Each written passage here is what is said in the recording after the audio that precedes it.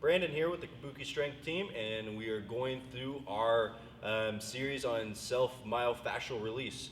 Again, we'll preface this video by saying you should check our reference video of foam rolling, of its use and application.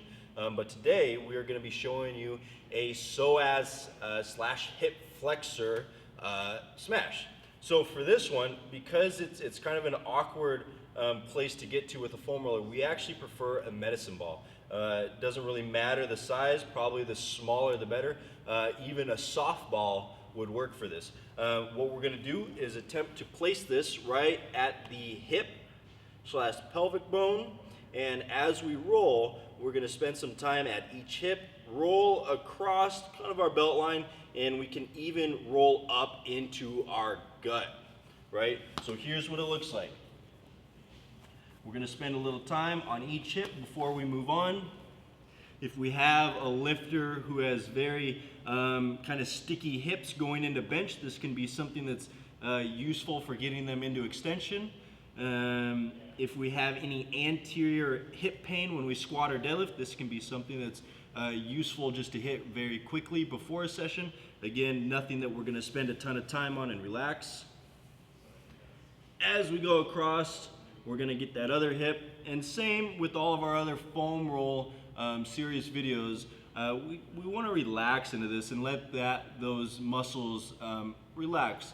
Taking some deep breaths can help. We don't want to be really overly tight and really hurting to stay on it. If we find a spot that actually hurts, it's probably best to stay away from it. We can work up into the lower ribs and let all that release. So, this is our psoas smash. So Brandon just rolled through the psoas smash, which is a great move. I've used it a lot in my career.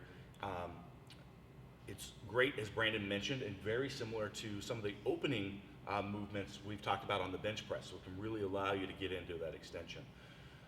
Want you to be aware though, if this is getting tight following squatting and deadlifting, this is an early warning signal. This is a signal to you that something isn't right. So you really need to pay attention and get back to the fundamentals on breathing and bracing. And if it still continues, you would likely need to see somebody and get an evaluation for potentially some disc issues. Again, this is an early warning signal. I don't want you to freak out, but you need to be aware that if this is tightening up fiercely on you all the time and you're experiencing a lot of pain in that pain and tightness, that you need to be careful. You're treading on thin ice.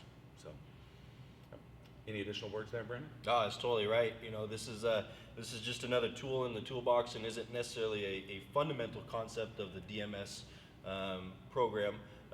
But just like anything, it has its use and applications, and understanding its limitations or what your biological feedback is from actually using the implements is very important. Yeah, understand why are we having this issue. But absolutely great for opening up on the squat, or sorry, opening up for the bench press. Yeah. So I love that. All right, so have fun smashing that psoas.